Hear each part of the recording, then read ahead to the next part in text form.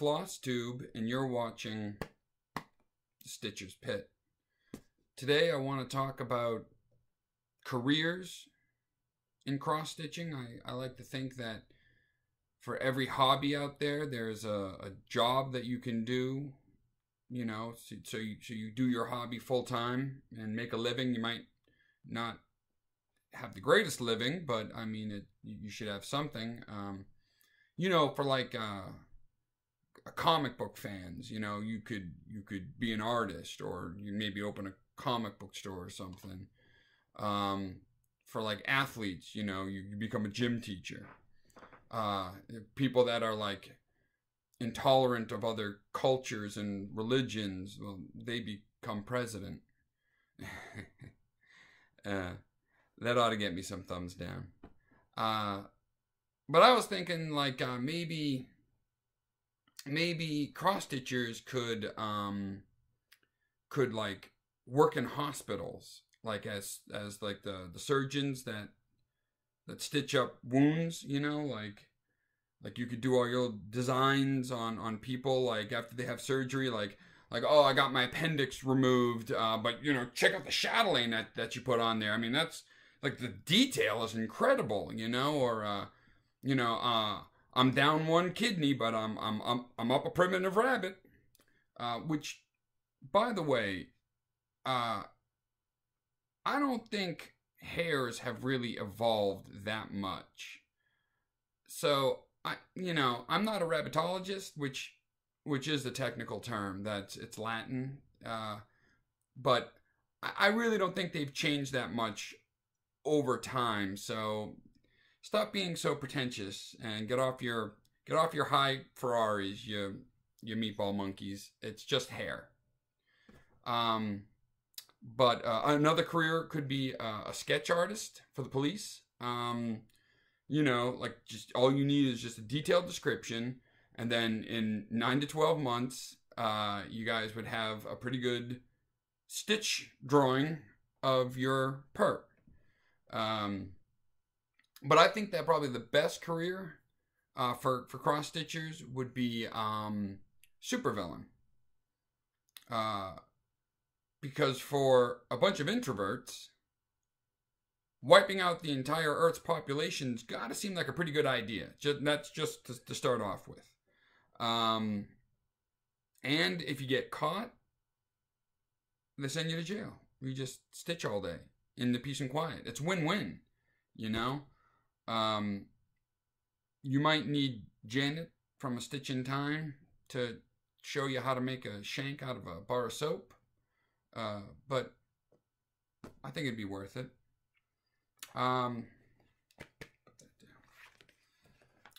So yeah, other than that, you guys had put in a whole bunch of requests for some shirts that you guys wanted to order. That seems to be the most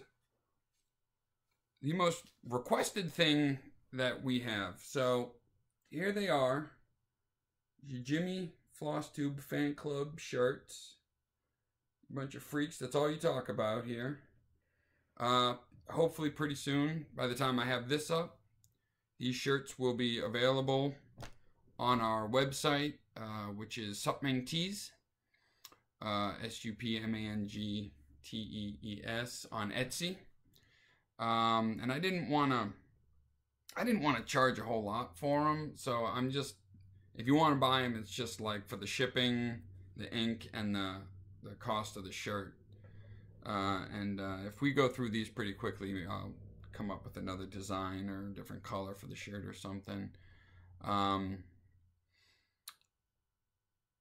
Why you guys want my face in your cleavage is beyond me. Maybe I should change the design to like Jimmy Motorboats Fan Club. Oh, so McKenna from Every Stitch Counts sent Emily a little gift package, and in it was something for me, which I thought was very sweet. Unfortunately, I can't show it because it's a little bit cheeky. But I love it. It's great. It's the best thing I've ever gotten. Excuse me, hold on. Just get a quick drink of water here.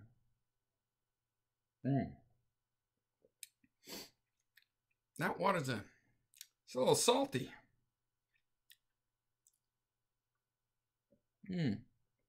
Yeah, I'm not gonna lie. That tastes like ass. But thank you, McKenna, for the gift. That was wonderful. Oh, I have a sponsor now, and they want me to read this. Life ain't nothing but stitches and money. East Lake Federal Credit Union for all of your banking needs. Stitch, please. A lot of you guys also were asking about my toy collection, my vintage toy collection. And I'm not going to break them all out and show them all to you, but I'll just give you an idea of what some of the stuff I have. This here is a 1977 Darth Vader, still sealed. It's a little beat up, a little damaged. It's one of the original 12 backs. But it is probably by far the most expensive toy I have. Just to give you an idea, it costs almost twice as much as the chatelaine I got for Emily last year. But yeah, that's just another one of the nerdy things I'm into.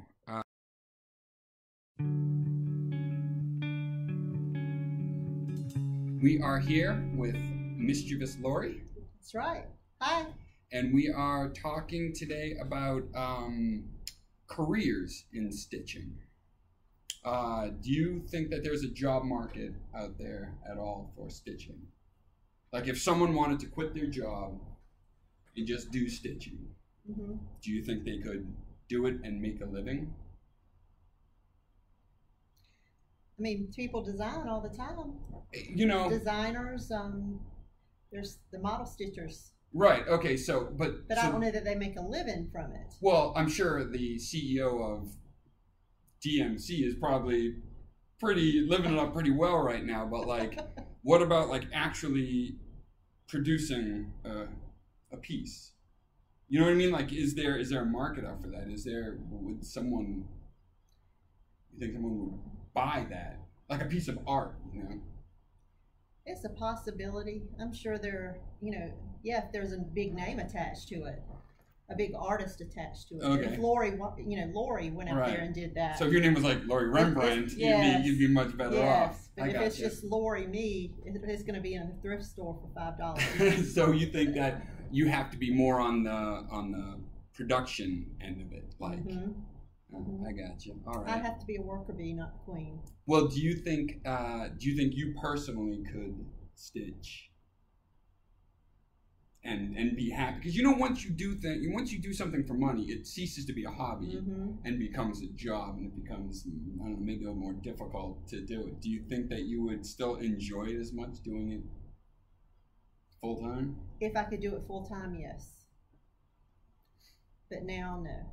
I use that as an escape from work. So okay, all right, fair enough. I was thinking that there wasn't a whole lot of like recent like really great breakthroughs in stitching. You know what I mean? Like I guess the field is kind of narrow for that.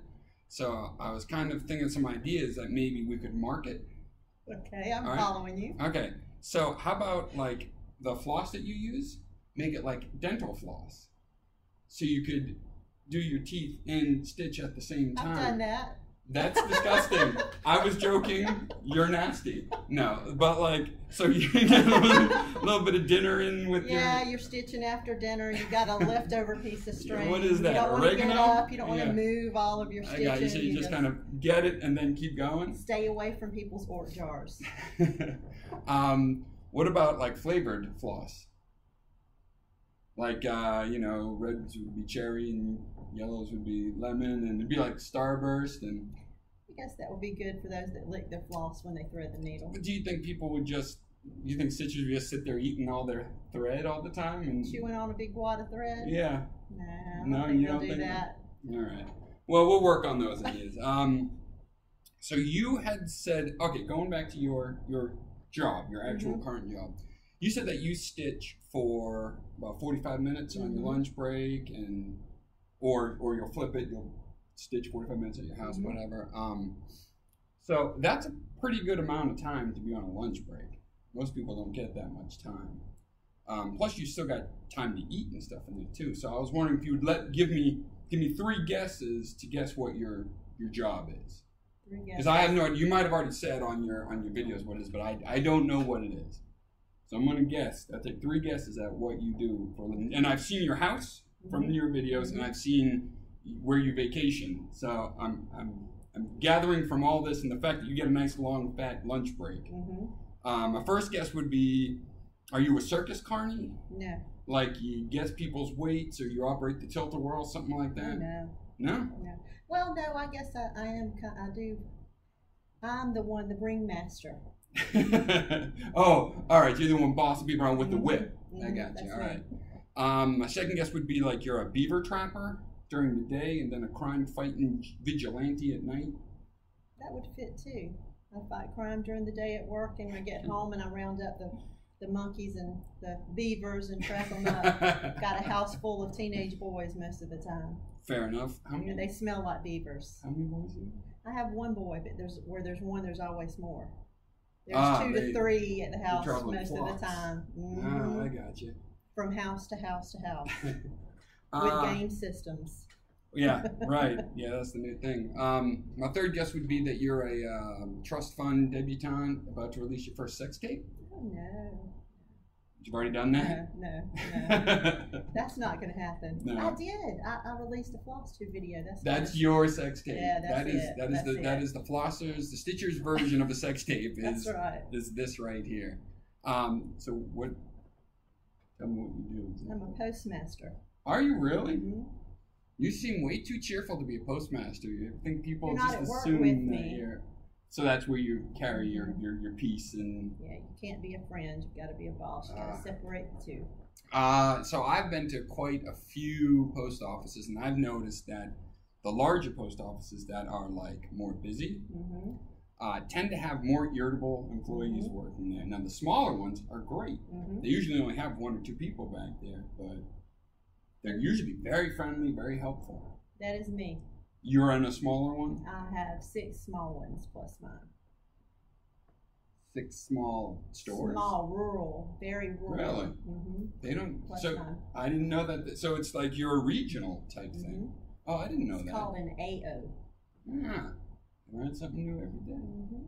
Now you had said that you met your husband because he followed your school bus on his dirt bike home. Yes, my first day of high school. You know, that bothers me because when I do that, I end up on a government list, and I got to tell people when I move into their neighborhoods. How does he get away with it? Because he's cute. I'm not cute? That's offensive. I'm not cute enough to pick up high school girls. Oh, my dad found it pretty offensive. Did he go after him? No, but he got that look. You know. I got you. You know how the dad puts that chest out and gives that look. Did he ever explain to you what he was doing?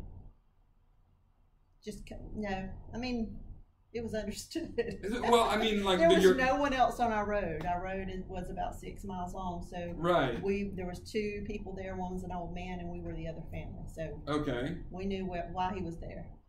So your husband now was following your school bus home specifically to talk to you.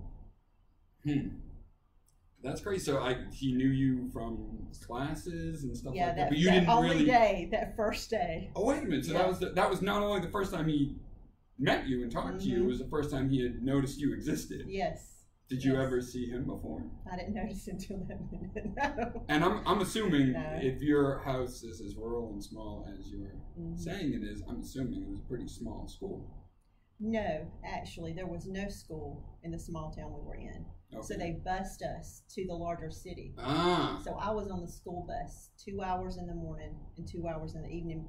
Not that it was 2 hours away. Right. We were 45 minutes away from school. That's horrible. But when you pick the other children up, yeah, it's 2 right, hours. stops, absolutely. Mm-hmm. And he rode his bike to and from school?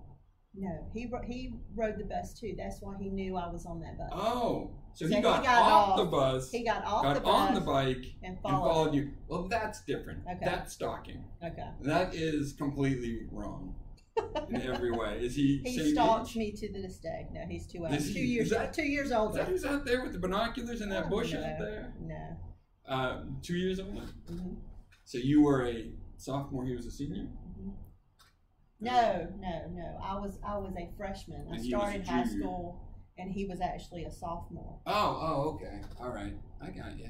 Yeah, that's horribly messed up. Worked out perfect. Did it? Mm-hmm. And you have 3 children. 3 children, 1 boy, 2 girls. 2 girls. Boy's the baby. What's the age differences in all of them? The oldest is 24. I have a 21 and Okay. an 18. Okay. And Yeah. a grandson. Yep. So college? No. Oldest daughter is married and has the grandson. Yeah. Youngest daughter will be leaving this month for California. Her husband's in the Marines. To live? Mm-hmm. Oh. And then the youngest son actually goes to MEPS next Thursday. He's going in the Air Force. Wow. So they'll you're all going to be go from a gone. full house to an empty house in a Mhm. matter of, wow, that's I'll have insane. 3 stitch rooms then. Imagine the stash I Then could fill what up are you in gonna the do 3 with it? stitch rooms. Well, I got here some questions Okay. from your fans all over Okay. the world. All of them want to know the answers to these questions. Okay. So I'm going to go ahead and ramble them off here. Do I look here or do I look at you? Because Oh, I keep looking at you. Yeah, whatever you want to look Okay. at. Whatever you want to look at. So, number 1, choose a cross stitcher with a channel. Mm-hmm. And rename that cross stitcher. Rename that channel. Like, for you, I would call you the Stitching Dead because you're a big Walking Dead fan, right? Mm-hmm. So, Let's see. My friend Natasha. what is her channel name? It's Stitcherella right now, but she is not geographically. She navigationally challenged Stitcherella.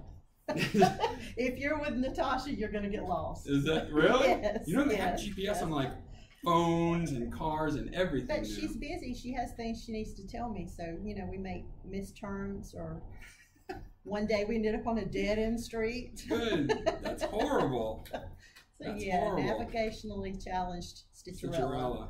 Wow, well, that's offensive. Number 2, do you swear at all? I do. Booger doesn't count as a swear. No, I do. Because that's what I imagine when you're driving and someone cuts you off and you're like, I don't say the damn it, big you ones. booger! No, That's just what I imagine. no. Okay. Well, We keep it clean on floss too. I have $5 right here. Oh my goodness. You say shit right now. Shit. When you put money in front of her. Stash money, you'll do anything for stash money. So the funny thing about the word shit for me is being in the South is that it goes from a 1-syllable To word 2 to like syllables. 3 or 4. It's like SHIOTEH, and then it like drags out. Say the color. Say the color. RED. Red. Red. Red. It's like down and then up again. Yeah, red. Shit. That's right. Why is the word damn it always behind the word shit? Shit. Damn it. Every I've time noticed that. in the South, every time I've heard someone swear, like I said, someone cuts you off, Mm-hmm. someone will say, shit, well, damn it. Are they saying damn it because they just swore? Or are they saying damn it because that person made them swore? Or are they saying damn it because they're just so angry at that person they can't think of another word? I don't know. I've not noticed You that. Oh, okay. My My fault. mama's was Hers was the only time she ever swore she stubbed her toe or something. It was shit, fire, hell, damn. She said all together. Bam, bam, bam, bam. But the funny thing is that only one of those is really a swear. Mm-hmm. Fire, hell, damn. That's like crack, poop, fart. Yeah, but when you're little, that is swearing. Okay. Oh my goodness, Mama said. My dad, when he gets so angry, he loses his mind literally, and he can't think of anything to say. Like some guy will cut him off and hit the horn and flip him off, and my dad will just go, "Hey, hey, hey, hey, hey." Is he calling him back or? Yeah, I guess that's what it is. Number 3, if you didn't cross stitch and you quit your job at the Tilt-A-Whirl, would you be a championship left-handed bowler? No, I bowl right-handed. Oh, that's right. Mm-hmm. You do everything else lefty. You bowl and what? Throw. Right-handed. It's all right. right. I'm right-handed. Do you think I eat and stitch left-handed? I don't really pay attention to which hand I eat with. I like the two-fisted. I like to think of myself as an ambidextrous eater. Well, if you're using a utensil, do you use both hands, or are you just when you're eating Fred Flintstone style? No, you're right. I'll use a fork with my right hand. That's true. People constantly point out when you're left-handed. Yeah, well, when you're writing, oh, you're left-handed. Unique. Someone did it today. Oh, you're a left-handed stitcher. I was in a band with 2 left-handed guitar players. What are the chances of that? You very rarely run into that, and I got 2 of them in one band. But it was hell for them because instruments, especially guitars, are very expensive as it is.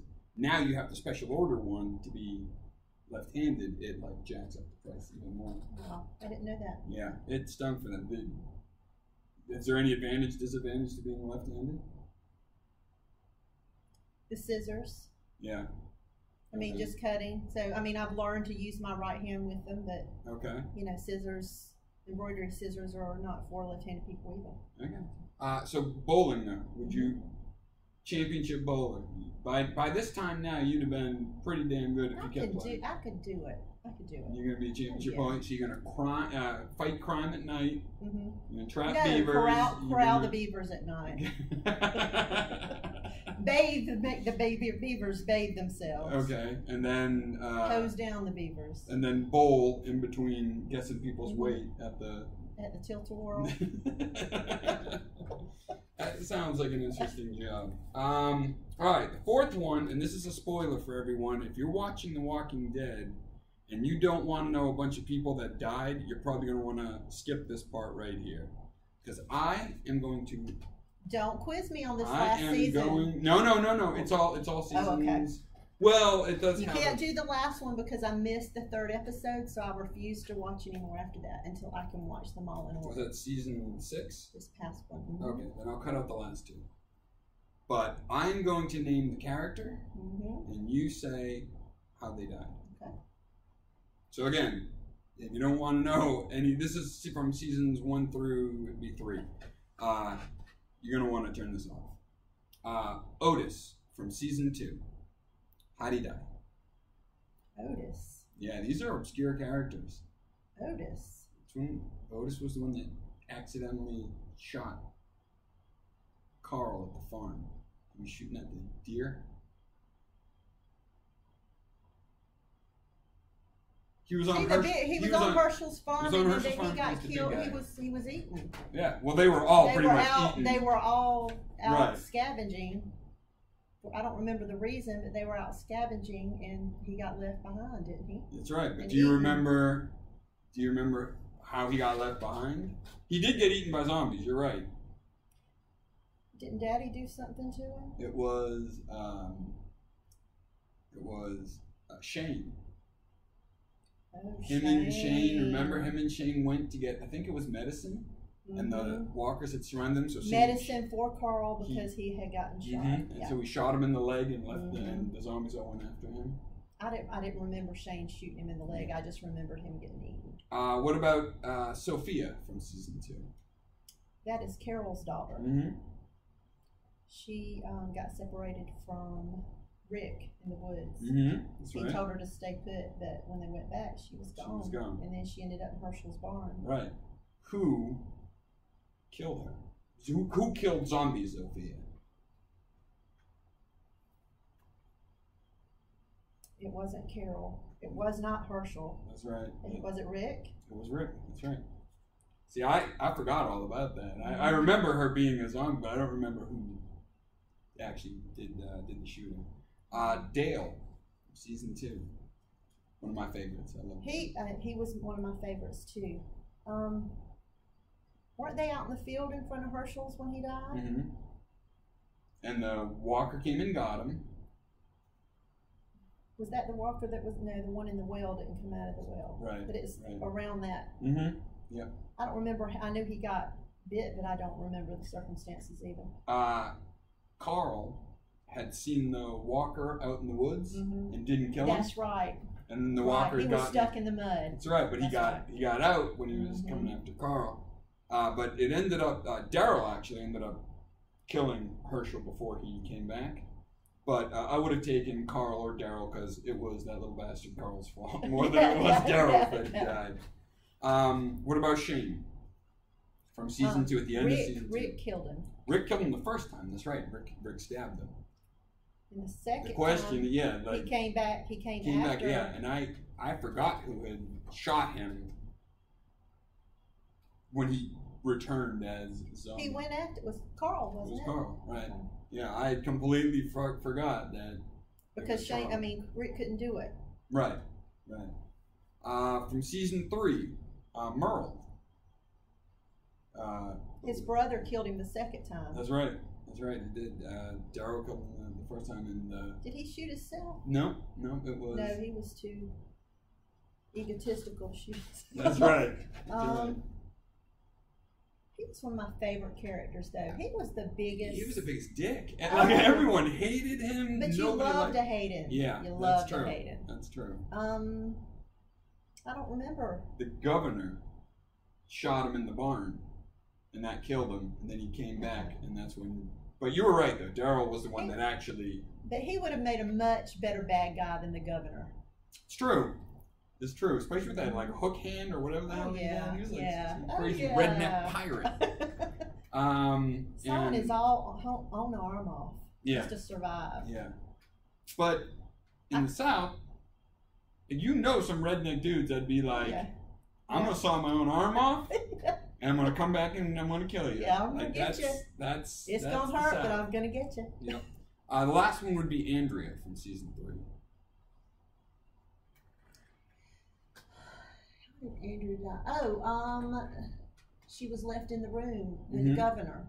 I didn't like her. She was left in the room with the governor's little patsy guy. Yeah, and he had turned, and then he come after her because she was strapped in the chair. Milton. Yeah, Milton. Right. So when Milton got out and he actually bit her, how did Andrea? Andrea died before she turned. Do you remember how she died? They come in and found her, didn't they? They came in and found her. Didn't they leave a gun for her? Yep, that's right. Okay. She shot herself. That's right. Yeah, she needed to. Yep. I don't like her. Not a big fan of Andrea. What about Jim? They just left him by a tree. I think that was the first Jim? season. Yeah, he was like a mechanic guy, hung out with Dale, and he was tall and skinny, and he'd gotten bit when the walkers came into the camp. I don't even remember him. They just left him by a tree and just drove off. Like he said, don't waste the bullet on me, and I'm not going to make it anywhere, so just leave me here. I always thought that they'd bring him back. The last one is if you had to fight someone from history, alive or dead, doesn't matter, for 3 2-minute rounds, could be anyone, who would you fight? And considering that you took karate, you should be able to whip some ass. I'd have to have a reason to fight. I've got to have a reason. Your reason is that your life is depending on it. My life but you is get dependent on to it. choose. If my life's dependent on it, it could have been anybody. Because you're gonna do what you have to do to survive. So if Mother Teresa if she comes at Come me at like you. a walker, Mother Teresa's going down. You would take her out. So the answer for you is anybody. She's willing to take on anyone. Just to survive. Survive. Sure. Or if like your kid's life depended on it or something like that. That makes it impacts it even more. Mm-hmm. Okay. It doesn't matter how old they are either. They're Well, all right, then let me ask you this then. Where is the line drawn between someone you think you can fight, or someone you think you can fight and beat, and someone that you think you would not beat? Because there's a lot of people, especially in the South, which is a common theme here, there's a lot of people that in the South that will take on anyone at any time, no matter if it like, oh yeah, this guy's like a prize UFC fighter, he knows all sorts of martial arts and stuff like that. I don't care. As long as I get liquored up enough, I will take on anybody. That's different, I think, for the women. Is it? Well, let me say that most women are the ones I hang around with. Mm-hmm. With us, it's got to do, you will fight to protect too. The men handle most of that. But if they come at us, you don't mess with our husbands. You do not mess with our children. Okay. And you don't mess with our stash because, you're going down. That's where it is. I will say this. The worst fights that I have ever seen in my life, from high school to, just being out in bars, the worst fights were always between girls. Women do not fight like guys. Guys fight to knock someone out. Girls fight to make the other girl ugly. Yeah, but too, isn't that... most of that would be when they were younger. Yes. I got to think from the perspective of just me in general. Middle-aged women, there's got to be a reason to fight. Mm-hmm. And usually when there's a reason, it's a good reason. Okay. So, no, we're not into disfigure. We're in to stop. And so you stop whatever's going on. So your mindset becomes more like a guy's mindset where... Mm-hmm. He can choose your battles. Okay. Fair enough. Well, I have this for you here for playing along. Look at this. Look at that sexy dude. I will proudly wear this. Oh yeah, we got a bunch of sizes if that's not gonna fit you at all. I appreciate this. But I appreciate you coming on, and it's been a lot of fun. Wait a minute, we get to ask questions, don't we? Nope. No. All right, Walking Dead. Mm-hmm. Zombie apocalypse. Mm-hmm. You survive, Emily survives, or both in one? Emily definitely survives because Emily has too much of her father in her to not. And she apparently is a deadly assassin with a pistol, I hear. So she would definitely survive. I probably am the opposite. I've never shot a weapon before. That's something that we're shown small here. Yeah, exactly. And there's a lot of things. You probably could. Right. I can fix a car. Fix a car, but I got to have the tools and I got to have the parts. Mm-hmm. Rednecks, they fix a car.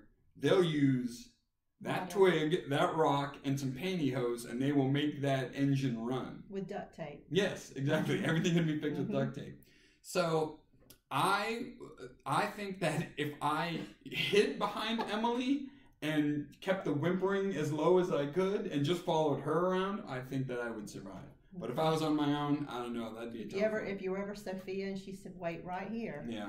Then you'd be in Herschel's barn? Yes, a cat would walk by me, I'd be like, oh, and I'd go chase the cat and I'd end up a zombie in a barn somewhere. Yeah. Favorite character? Over all seasons? Oh, man. So I really liked Daryl, like season 1, when everyone was like, oh, that guy's a douchebag. No one likes Daryl.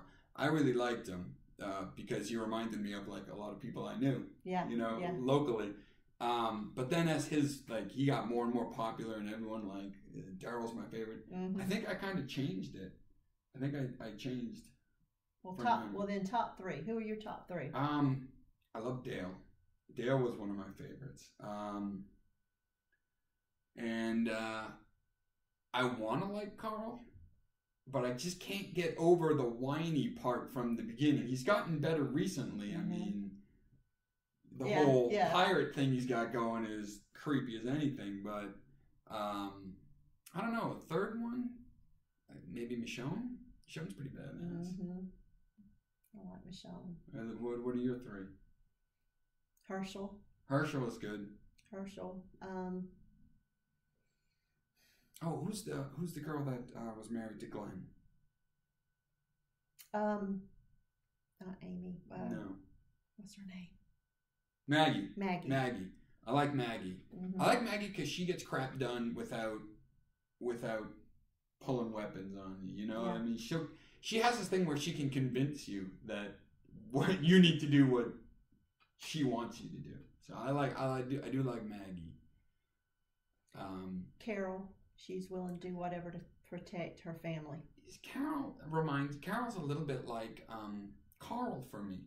Whereas when I first saw Carl, he was a little kid and he kept screwing up, and you were just like, "Did someone just kill that kid already?" He's dragging the group down. And I saw Carol the exact same way because she was with that guy and he was abusive, and she was more of that kind of. But that's why I like her. She overcome she that. Evolved, yeah. She evolved big time, yeah. And I do not like Rick. I know everybody loves Rick. Rick is perfect for what he is. He's a good to me, leader. He's a wuss. I cannot wrap my mind around. You need to see this last season. I think you'll probably hate him even more. But who's the gay guy that met up with them? I believe it was season 5. The gay guy. Yeah. Oh, I don't remember his name. From Alexandria. Alexandria. He has caught my attention, but I don't, not enough to remember his name. I don't, but he seems like a reasonable guy. So. But Daryl's the third. So Herschel, Carol, Daryl. Okay, that's very interesting because it really runs the spectrum. Mm-hmm. You got Herschel, who is, as they would say, the moral compass. That's exactly what I was going to say. And then you go all the way to the other side with Carol's kind of in the middle, and then you got Daryl, who is more just straight out. Yeah, but he still thinks about what he's doing. Yeah. She's beyond that. She has a reason, no matter what it is, she's going to do it. He still tries to think, should I? Yeah. Well, spin off of this question. Okay. Who are you?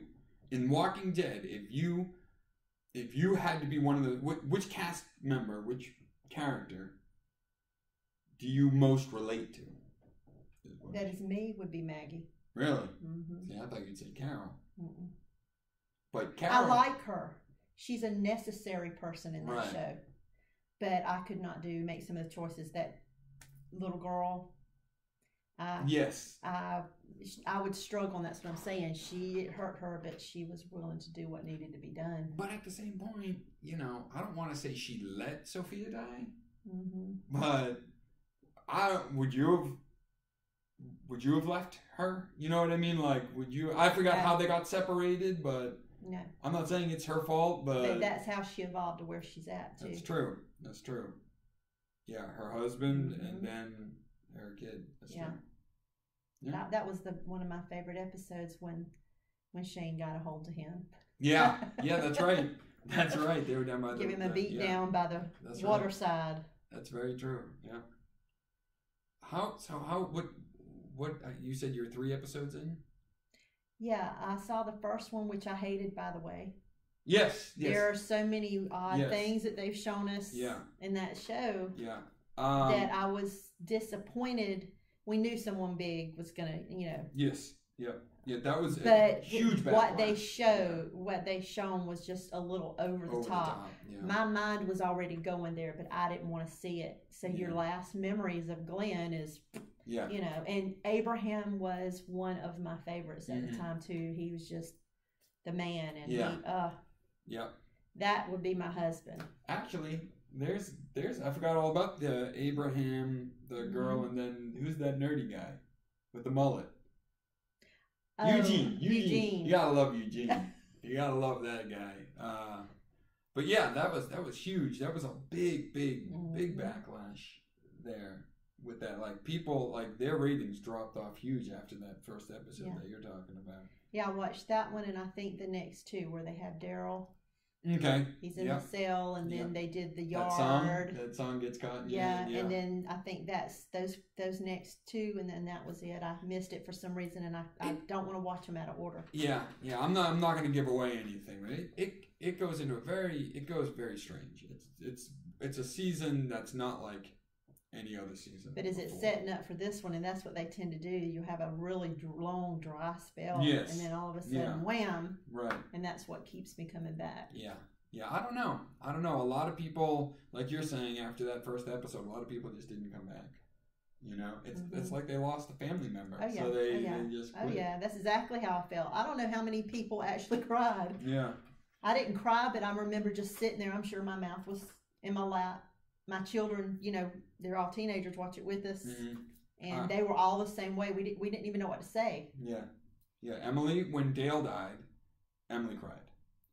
But when for me, it was Herschel. I did cry when Herschel died. Yeah, and that was. And we started having spaghetti on. That was rough. What was it? Having spaghetti on Thursday, spaghetti Thursday on Tuesday, or every other Wednesday or whatever.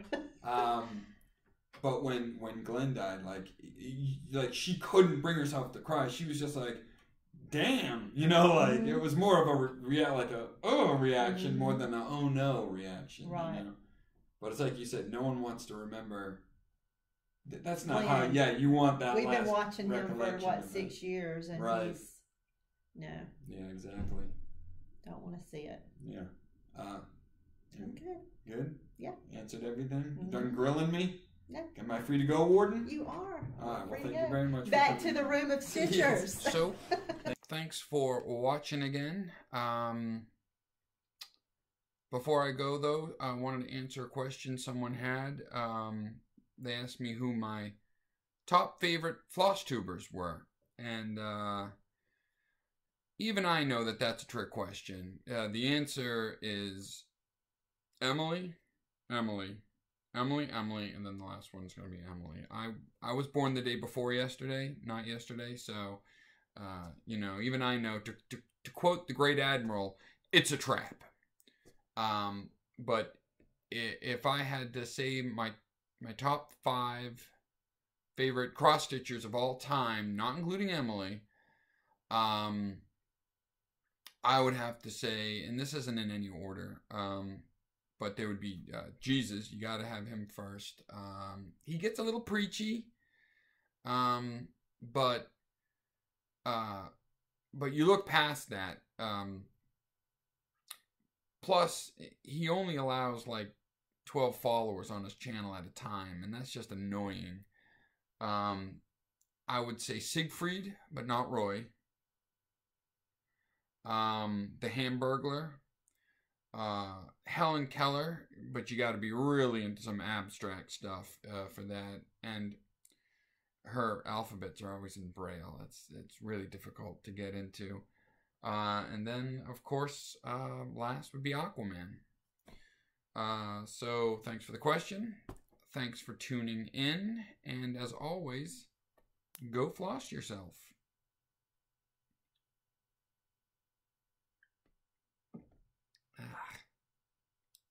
Damn.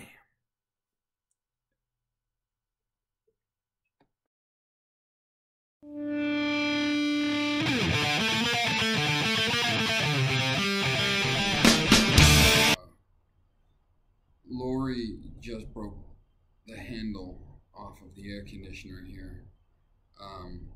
With her brute monkey strength, she just tore it right out of the wall and out of the ceiling. And she said that if I told anyone, she would kill me. She would hunt me down and trap me like a little beaver and kill me. So if I disappear, you know where to find me. Oh God, she's coming.